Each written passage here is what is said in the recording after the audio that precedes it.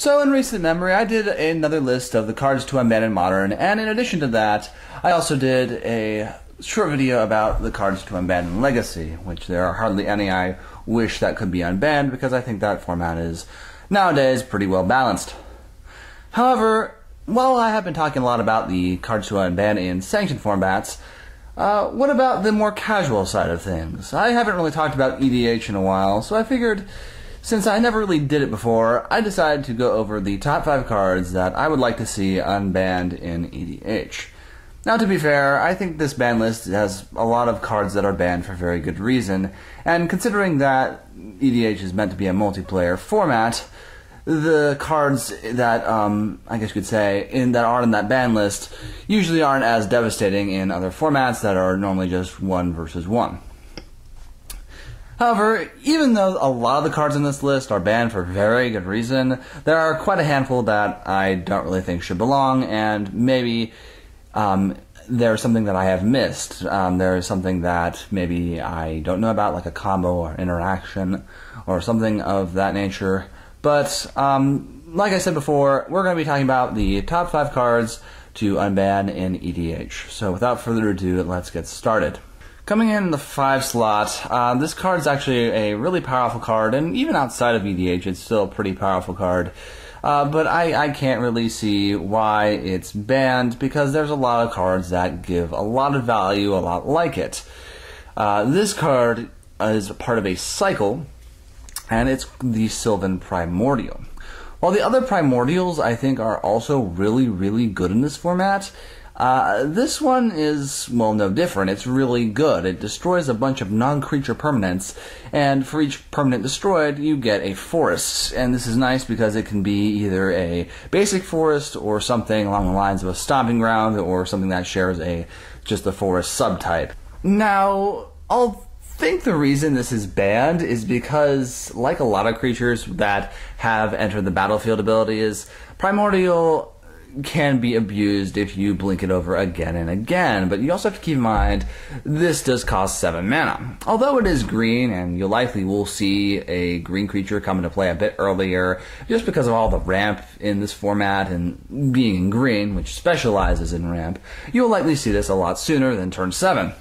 However, I feel like there are just as many creatures in this format that can provide just as much value, and even though, yes, you could take out someone's lands or some very crucial permanent that your opponent may want to keep alive, it just doesn't really make any sense why it needs to be banned, and all the others will seem to be alive and kicking.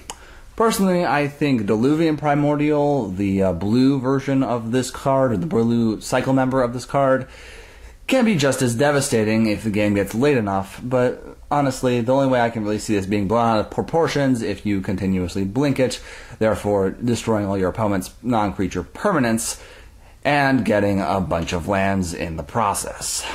The next card on our list is also part of a cycle. It's also quite popular in other formats like Modern, and even has seen some play in Legacy. This, as most of you can probably guess, is Primeval Titan. Now, while you likely won't see any Scapeshift decks in EDH or decks that use Scapeshift, I really don't understand why Titan has to be on this list. I know that with his abilities, you can actually just open up your deck whenever it enters the battlefield or attacks, and just get any 2 lands that you wish each time. However, let's just face it, although Titan is very powerful, it's a very strong creature, it tramples, it's hard to block, it's hard to stop. If you pump it, it's even harder to stop. But let's just face it, I don't really can think of off the top of my head anything that really, I guess you could say, really blows us out of the water. I really feel like the only way you can really get the most advantage out of this is just like the Primordial. Just keep on blinking it and get all the lands out of your deck.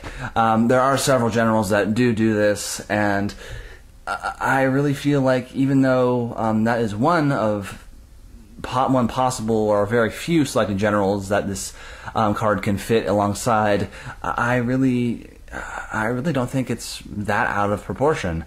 Titan, well, like I say, it is very powerful.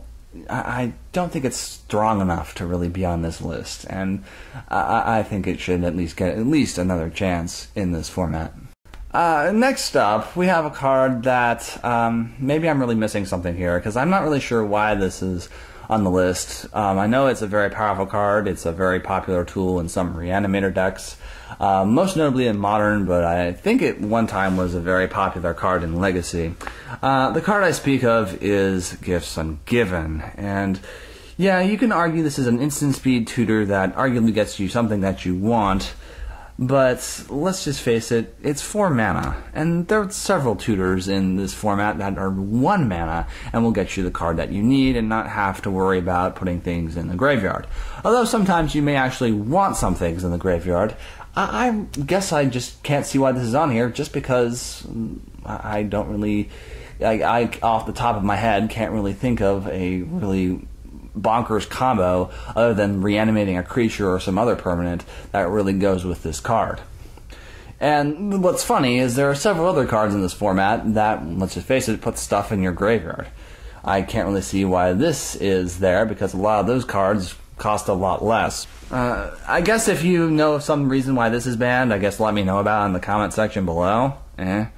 But yeah, aside from getting a really big creature out really early, I can't really see why this is really here, aside from the fact that it almost feels like a tutor at times. Number 2 on this list is kind of questionable, but you kind of have to hear me out for this one. Moving on, we have another creature, and this creature, I feel, can give a lot of value and make a lot of people really salty at an EDH game. But just hear me out and I'll explain why I think this should be at least given another chance. I'm honestly not crazy about this creature. I think this creature is a little expensive for what it does, and depending on the game and the state of the game and what you're playing against, it really won't always be used for its maximum value. At least I feel like that it is, unless, like I say, there's something I'm missing here. The card I speak of is Sundering Titan, and yes, it's another Titan, but it's not part of the Titan cycle that Primeval Titan is a part of. This thing is particularly annoying because it just destroys a lot of lands, and another nasty thing that I should probably point out is it also triggers when it enters or leaves, so it leaves no matter what. You can keep bouncing it to your hand, keep doing it over and over again, and you'll actually get 2 triggers, once when it comes in, once when it goes out. This is probably why I think this might be banned, but when you really think about it, this may not always be effective in some scenarios. Essentially, each time you'll at least get 1 land if all your opponents are playing red decks. So that'll be 1 mountain if everyone is playing mountains. But let's just face it, that's a very unlikely scenario. Another thing to point out is the lands have to have basic land types. So that means if your opponent decided to run non-basics, this thing can basically just skim over an opponent.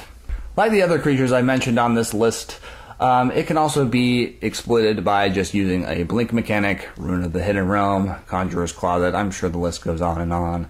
But yes, I feel like I say, I think this should at least be given a moderate chance, just a moderate chance. It does cost 8 mana, but the big thing is it fits into any deck, so any deck can run it. But frankly, in all my time playing EDH, I really can't really find a deck that this really fits in, or that would really benefit any of what my decks would want to do. Granted, I'm sure there are some, and maybe that's why they had to ban it, but honestly, I feel like it's very situational at times, simply just because not everyone is going to run basic lands, although it is very common, and especially common if a player is just running a 1-color deck. Honestly, I'm not too crazy about this card, but because of its potential to not be the most effective at times, gives it a spot on this list. Now, the number 1 slot on this list has a lot in common with the number 2 slot, as a lot of people may not want this back, period. But honestly, I feel like the times have changed. I think this card was banned quite a while ago. At least it's been banned ever since I've been playing Commander. So, I'm going to give this a shot, and I will explain why I think this should be banned. But before I announce this, I'm going to note that I originally thought that the original card I was going to put in this spot was going to be Upheaval. Upheaval I've actually played before, and let's just face it, it's not very fun to play against. It basically, in a sense, resets the whole game for 6 mana. And when you really look at it, 6 mana is not that hard to get to in Commander. And resetting the game, the whole game for 6 mana, can make a lot of people really, really upset. And so that's why I decided not to put it on this list. However, the card that is in this list is actually very, very similar. It actually resets the game just for a little bit more, with a couple catches. The card I speak of is Sway of the Stars, and yes, like Upheaval, this will reset the game, but do keep in mind it's 10 mana. Now, 10 mana is doable in Commander, but it's a lot more than 6. However, the catch with Sway of the Stars is each player's life total becomes 7. I know that some people likely will not like the game to reset, but let's just face it, it puts everyone in a somewhat fair position. Everyone has to get rid of their permanents. Now, one reason I think this card was put on this list is because it shuffles everything. That meant, back in the day, if you shuffled your general back into your library, it would be gone for good. It wouldn't go back to the command zone. However, and correct me if I'm wrong on this, in recent memory, I do believe that shuffling your general in will actually put it back in the command zone if you wish. So, in short, this card is not as headache-inducing as it once was for this format. So I think, personally, it may actually be worth, well, getting another shot.